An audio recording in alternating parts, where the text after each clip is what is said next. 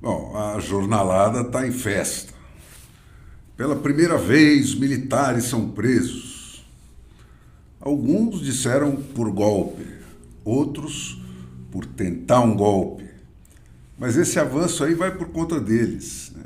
Nem o Alexandre de Moraes avançou mais do que o tramar um golpe, né? Porque golpe mesmo não houve, né? E a trombada com a civilização seria ainda mais evidente se ele fosse mais longe do que ele foi, como a imprensa foi.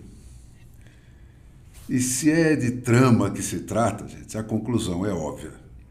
Não é a primeira vez só no Brasil. É a primeira vez em todo o mundo democrático que se define por não prender ninguém pelo que cogitou fazer, nem muito menos soltar alguém pelo que concretamente fez contra a lei, né? Que se inverte essa equação desde o século XVIII, que matou o absolutismo e que o Brasil, lamentavelmente, pulou. A Folha de São Paulo de hoje trazia uma página carregada de presságios, gente. Abria com a manchete: fabricantes de tornozeleiras eletrônicas esperam dobrar os ganhos no Brasil até 2030. A demanda cresceu 20 vezes de 2016 a 2024 e nos próximos 5 anos vai dobrar, apostavam lá os fabricantes. Eu acho o cálculo hiperconservador. O Brasil inteiro já está tornozelado e não sabe, gente. Só que com o esquema chinês, né, que usa o celular, né, que por cima de outras definições aí mais ingênuas, é o canal único e obrigatório de inserção dos indivíduos no direito à existência econômica. É o sonho de todo ditador.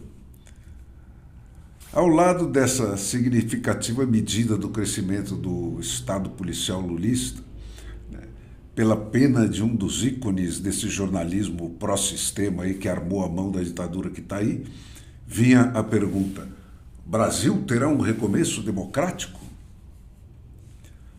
A alternativa de respostas que se segue, né, incluiu uma discreta janela aí para a dúvida, mas a dúvida morreu logo ali. O resto do artigo é um prato cheio para qualquer psicanalista. Abro aspas. A condenação e a prisão de comandantes militares é novidade no sentido forte da palavra histórica, nesse país de golpes impunes. É ainda atrasadíssimo acerto de contas institucional, ao menos na aparência. Isso é, pareceria agora estabelecido que militares são servidores do Estado sem prerrogativa política alguma. Fecho aspas. O besterol que vem na sequência, gente, confirma o que tudo isso sempre me pareceu que foi, né? A mim que convivi aí 30 anos com a fauna das redações, metade deles nos anos de chumbo.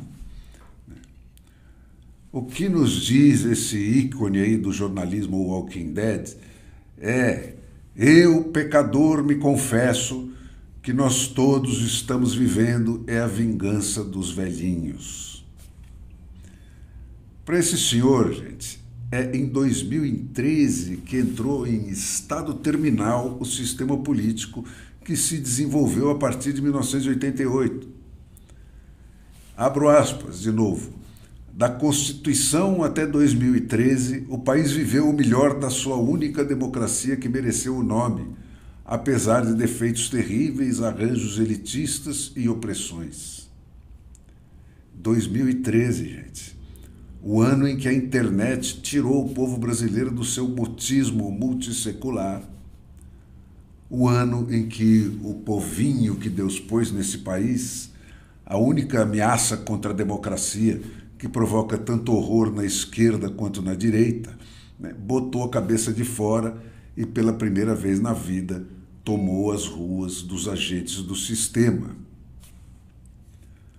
A Lava Jato, que nasceu daquele barulho, foi uma conspiração judicial processual que degradou a descoberta de imensa corrupção em um projeto político, seguido de um impeachment oportunista da parte de bandidos derrotados na política democrática, quase todos os mesmos que se juntaram a Bolsonaro a partir de 2017, dispostos a qualquer artimanha para derrotar qualquer esquerda. Qualquer esquerda. É freudiano, gente.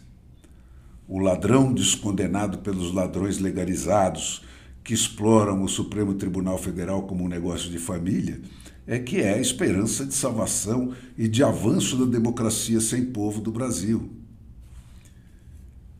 Mas tem outras interpretações possíveis.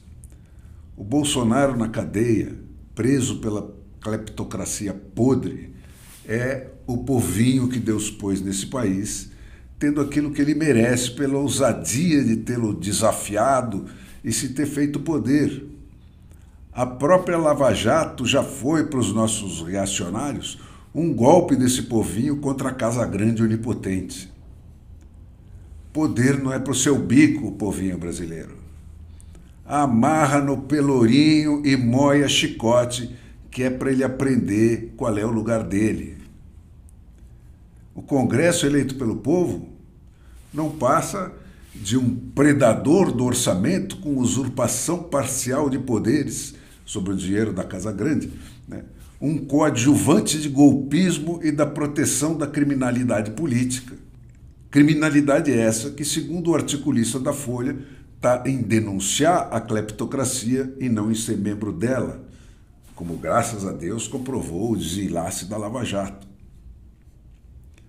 Cara, para a legião dos que a escola só ensinou a repetir, perigoso para a democracia de fato é ter gente escrevendo o que pensa, e não o Alexandre de Moraes, que está aí para colocar esses desaforados no seu devido lugar. E para os Estados Unidos entenderem com quem é que eles estão falando, vem aí uma nova hora do Brasil, obrigatória em todos os canais de streaming e plataformas da internet, para repetir diariamente o que o seu Lula falou. Democracia. Cara, não dá para dizer que é um país jeca, né? Porque os jecas tinham senso natural de justiça. O problema aqui é de outra natureza. É preciso que caia a ficha, gente. O Brasil passou a maior parte da sua existência como nação sendo um país hediondo. Nós temos essa estranha peculiaridade aí de colorir e transformar a nossa hediondez em festa. Mas isso não nos faz menos hediondos. Nós somos o país desse carnaval que é feérico, mas é regado em sangue. E homenageia e consagra a servidão consentida do favelão nacional ao crime organizado e ao crime hiperorganizado, né? Essas duas faces da mesma moeda, de fronteiras cada vez mais difusas, que hoje competem entre si quase em igualdade de condições e tornam difícil de definir quem é que está imitando quem. Nós estamos em plena colheita orgânica, né? Colhendo o que foi plantado sem que já ninguém se lembre que foi plantado. Augusto Heleno, Almir Garnier, Paulo Sérgio Nogueira, Walter Braga Neto não estão sendo punidos porque cometeram algum crime. Eles estão sendo punidos pelo que representam. Eles estão sendo punidos porque são militares.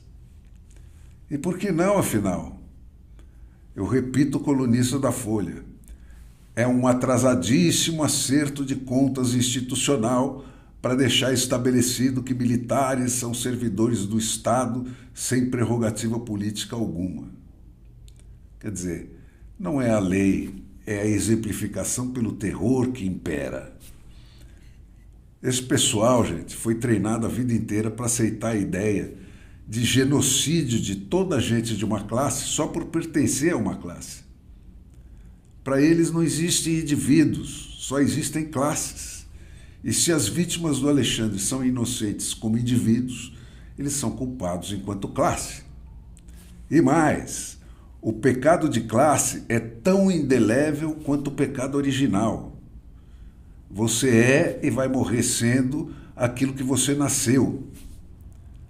Por isso a revolução para esse pessoal não é quebrar as barreiras que impedem a mobilidade entre as classes, né? É arrancar raízes e erradicar para sempre culturas ancestralmente odiadas. É submeter e extinguir todas as outras classes, senão a do proletariado. Não importa que, historicamente, sem nenhuma exceção, esse modo de pensar aí tenha desaguado sempre em genocídio, gente. A lógica obriga. E, afinal, o que é mais um genocídio que não foi nem meu nem do socialismo real, perto da vergonha de confessar, em plena velhice, que se passou a vida inteira sendo um idiota? Cara, não sou eu, são os fatos de sempre e os fatos de hoje que dizem isso. Esse negócio tem força suficiente para fazer gente adulta e supostamente lida e viajada dizer que democracia mesmo é o Gilmar dos patrocínios. Ou é aquele menino que se achava micho e fracote e resolveu apagar a própria imagem e agora ressurgiu para viver o delírio despótico aí do seu novo personagem para cima de nós, sem ficar roxa de vergonha. O resultado, cara, é isso em que nós estamos. Tem a multidão dos que não conseguem superar a sua eterna adolescência e tem os cínicos, que, carregados em triunfo pelos próprios, né, se refestelam na putaria, cagando de rir da cara deles. E o resto é plateia, se submeter quieta, ou carne de canhão se resolver atrapalhar. É o de sempre, aliás, gente. Até hoje, a nossa memória atávica, o povão é valor, é propriedade privada de quem conquistar pela violência ou pela trapaça o direito de explorar alguma fatia dele. Em suas autarquias, né, o dono de cada território conquistado é soberano para fazer o que quiser do seu pedaço. Arrastar a gente manietada pelas pedras do chão até que não sobre mais carne, congelar gente numa banheira de gelo, queimar gente viva dentro de um túnel de borracha fervente ou vender o lote inteiro para o dono de outra facção. É livre a imaginação do proprietário. E o Estado de Sua Majestade está aí para garantir essa sua soberania. Soa familiar, não é? A República, gente, nunca foi mais que um sonho. E a abolição, mãe da República, a única revolução brasileira que veio de baixo para cima, com a monarquia dos Bragança embarcada e não resistindo a ela, foi só mais uma lei imposta pelo povo que o sistema tratou de garantir que não colasse assim que o barulho cessou. É o que está acontecendo de novo. 3 poderes para quê? Está revogada a República e tudo que vem com ela, a abolição inclusive.